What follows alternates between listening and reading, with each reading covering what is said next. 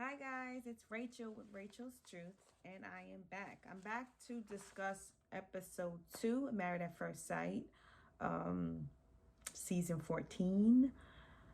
So these are some long episodes, all right? So they requires a certain level of dedication that I really don't have, but I am trying because I made a commitment that I will review each episode. I talked about something about daily. I can't commit to that, but I can commit to reviewing each episode. It is long. It's very long. So I have a few pages. Oh my God. It's ridiculous. So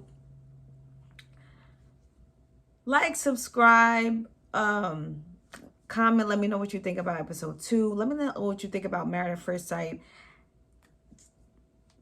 this season. What are your thoughts? Are you still into it? Because I'm just not there. I am not there. Like, it just feels like they're going from one thing to the next thing, like from couple to couple to couple to couple. And it's kind of like making me lose interest. I don't know. Or maybe I'm just over it from the Chris and Paige craziness, and then the next season and all that nonsense, and then pairing up Merla and Gil. And I'm just like traumatized, maybe. I don't know. I'm just not getting with it, right? So, all right. So let's just jump into it because it's just so much to just talk about or just review or go over or recap. Lindsay and Mark, they did get married on episode 1. So they married. She was a hot mess, as she is, drinking and burping and yeah. I think she said something like, I got to get that out before I become a lady. I know it's like a joke or whatever, but it was like, oh my God, this girl is nuts, right? Um, I don't know if he's going to be able to handle her or she's going to be too much. He's a lot in his own way and she might be just too much. We will have to see. So you may see me looking down, um, just looking at my notes. The munchkin is asleep. Praise Jesus. So I just thought I would take this opportunity, after taking him out for the day and out to eat and to Monkey Joe's, which he did not want to leave. So he screamed crying, and then I had to put him to sleep because, and it's 6 o'clock, 6 p.m. here, but he was just going nuts. So whatever. So yeah, she was very drunk. He seems like a really good guy. He seems like very positive, and he realizes that she's a lot, but he's still remaining positive, and I love that. I love that about him. So she finds out that he has cats. She kind of tricked him or whatever, leading him on to believe that she didn't like cats, and then till she says she loves cats. But 5 cats is a lot, she feels. And she made a comment that was like a lot of pussies in this house, and I'm just like, oh my God. Okay. Yeah, she says whatever. She says whatever. So Lindsay's mom did not come. She hasn't been in contact with her. And we really, like I said before, we really have to figure out what is that about? Like, why is she not in contact with her mother? Was it something she did? Is she too much for her mother? Maybe her mother's the opposite of her, you know? So we really have to see what happened because she doesn't explain that. And one thing that was very nice, Mark's landlord actually came to the wedding. Lindsay thought it was his mom, and he had to explain, she wasn't here, and that, that the landlord is going to dance with him for the mother and son dance part of the reception. And Lindsay thought that was really nice. And so Lindsay's assuming that, that there's issues there when it's just that, his mom's in the rehab. So yeah. So then, well, let me see if I could just finish Lindsay and Mark with all this mess going on. Because it's just like jumping back and forth. You taking notes and you're just jumping, right? So Lindsay and Mark, they do their wedding photos. Lindsay was talking about how she's tired of dating the wrong men. And that she's really concerned about the cat situation. But then she makes a comment like, oh, well, it's good that his cats are close to death. Oh my God. She just says whatever. It can be funny if you're for that kind of like raw humor and stuff like that. But she says whatever. He feels that she's a wild child. He makes that statement, but he's still remaining positive, and I love it. But there comes a point where you can just be too positive, too optimistic, right? And you can actually, hurt yourself in the process or overwhelm yourself and start to settle and accept certain things that you shouldn't, right? So he did talk about how he knew females like her, but he never did see their softer side. So he's hoping that she has a softer side. He later on talks about how he did the girls that he dated, and I believe it was like the after party, that he's never dated females like her. They were always kind of more, softer, or, the opposite of her, right? So he did make that known. Let me see. Lindsay does disclose that she does find him attractive, that she doesn't have any complaints, and that she feels chemistry.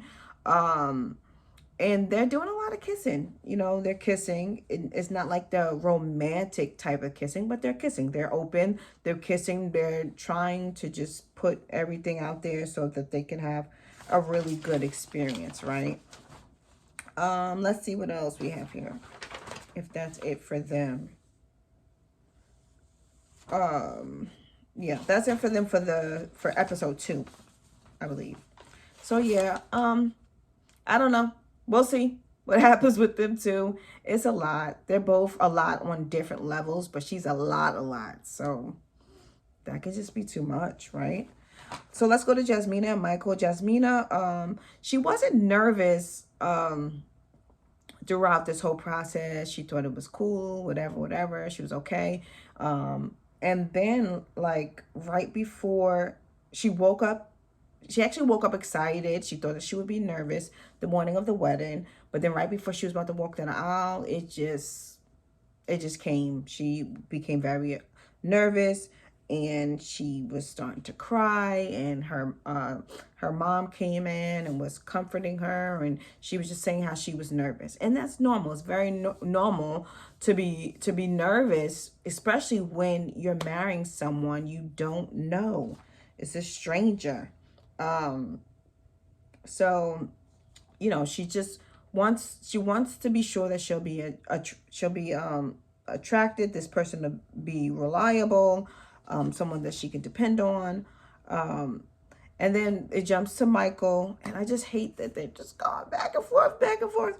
It jumps to Michael, and they're talking about how he talks about being an overthinker, and that's how a lot has hindered him in past relationships. Just overthinking. I can relate to that. I am extremely an overthinker, and it's something that I'm working on. But I was so much of an overthinker that I am an overthinker, and in the past I've overthought, but still chose the wrong, like still proceeded, right? He overthinks, and it prevents him from proceeding. So I wasn't that type. I wish I was that type in a lot of situations that I found myself in or put myself in, right? So Michael talks about how he lost his father when he was 13 years old. He lost his mother to breast cancer at 20 years old. And he's the last of his name as the male child, right? And I feel like that's a lot of trauma to go through. Hopefully he has correctly or effectively healed from all of the loss. A lot of times we go through some things like that and we don't effectively heal, and it affects us in our relationships. And I hope that is not the case for him. And I don't know if his overthinking is linked to like anxiety or whatnot, but that's something to definitely consider.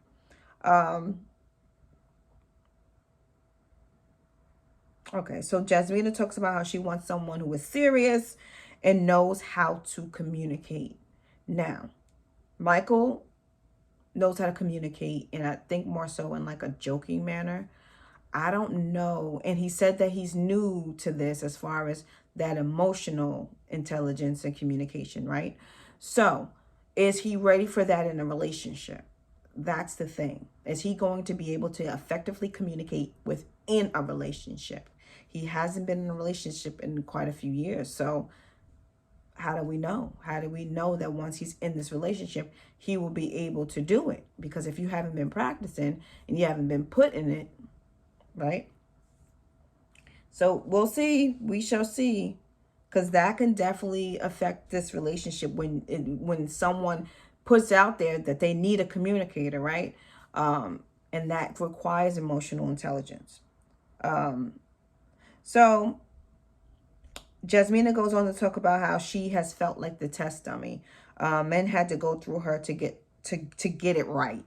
And I think a lot of females feel that way. They've dated a lot of men who they have to fix and build up, and it's like this trial and error process and whatever, and you're sticking around and you're supporting them, you're helping them, and then they move on to the next person because now you're tired and you may leave or they leave or whatever, and they move on to the next person and the relationship is more successful because they learned in the previous relationship and they took all that they learned to the next relationship, so someone else benefits from it. So I think that's what she's trying to say, and that she's been that person. So she's been accepting these relationships of people who basically dating them for potential and helping fix them up or whatever. And that's not something that we should be doing, right? So it seems that Michael has a good support system. He has his sisters, and I think that's his brother or like a brother. I'm not sure, because he did say that he was the last of his name, right? So he has his sisters and his brother, and some other friends or whatever, and they seem very supportive. They seem very happy for him. So hopefully they hold him accountable though, right? So hopefully they're doing that.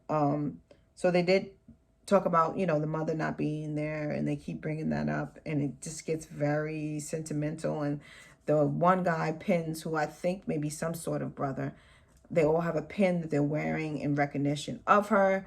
Since she's not there, she passed away for the wedding or whatever, and he pins it on him, and they're all together and they're crying. And it was just a very touching moment. And yeah, so that was nice that they're very close. It seems very close knit, but I'm just hoping that accountability is there, right? That's what's really important. So Jasmine is saying how she feels sick to her stomach and how she wants to be attracted and treated well. That's very important for her. So obviously these are things that she has dealt with in the past. Hopefully she's healed from these things of whatever has happened in those relationships, so that she doesn't bring it into this relationship, right? And then he talks about how he's making a decision to be vulnerable, and for him to be his best self, and knows it will take time. And he's hoping that his wife will have patience. So he's counting on that. He's counting on his wife to jump into the gate and have patience with him, even though she clearly stated that she wanted someone who had that emotional intelligence, would be able to communicate, right? Right? Experts, right? Experts? Okay. So they're hoping that she'll bring him out or whatever. But that's not her job, right? So that's why I can't really get with these experts. So yeah, I mentioned she started to cry with her mom and how she was nervous. So then, he's at the front waiting for her to come down the aisle. He starts to get impatient. And then he starts tapping his watch like this. And I see his sister like shaking her head like, where is she? So yeah, I mean, I didn't like that. I didn't like that he started tapping his watch. That's not cool. So that tells me a little bit about him. Like, there's going to be some problems. So I guess she took a long time because she was nervous.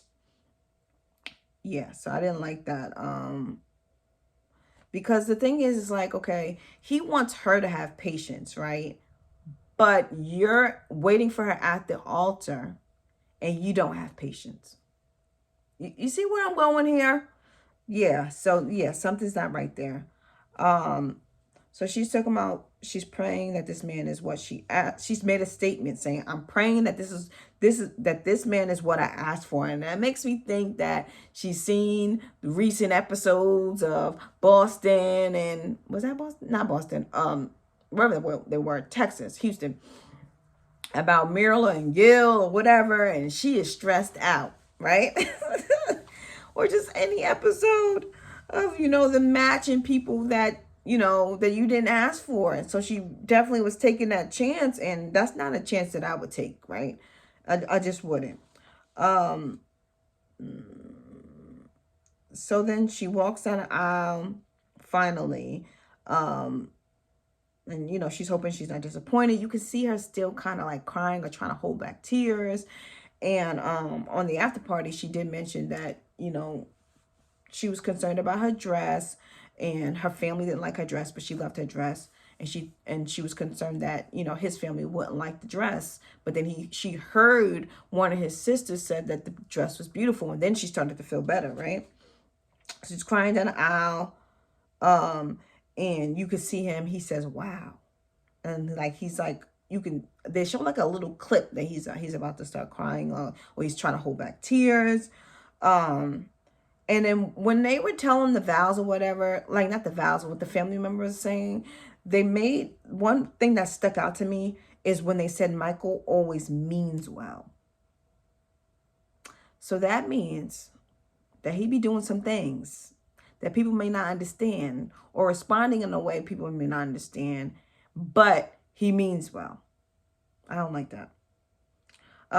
So when Jasmina did her vows, she is funny, silly with her vows. I wanted her to be a little bit more serious. She kind of got more serious towards the end half of it, but I don't like silly vows. I really don't. I don't. I loved his vows. They're very touching, very well thought out. But I guess maybe that's just Jasmina's personality. But I would have liked to see something more, hear something more serious. But that's just my personal thing.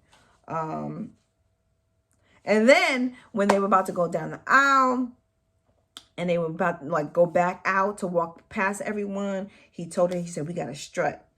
And I thought that was cute. I thought that was really, really cute. That shows that he has some confidence about him, and he's happy. He has on his arm, and he's happy. I want them to work. They look cute together. Individually, they seem like good people, but once they come together and, life starts to happen and starts pulling things out of us that we're not really, haven't really dealt with, then we'll see what happens. But this video is getting really long. So I'm going to cut it here, and then I'm going to probably come back and finish everyone else. So let me know what you guys think. Like, comment, subscribe if you're not subscribed, share this video. Let me know what you think. Leave a comment below. Let me know what you think about Lindsay and Mark. And who do we do? These two, Jasmina and Michael. All right. I will talk to you soon. Bye.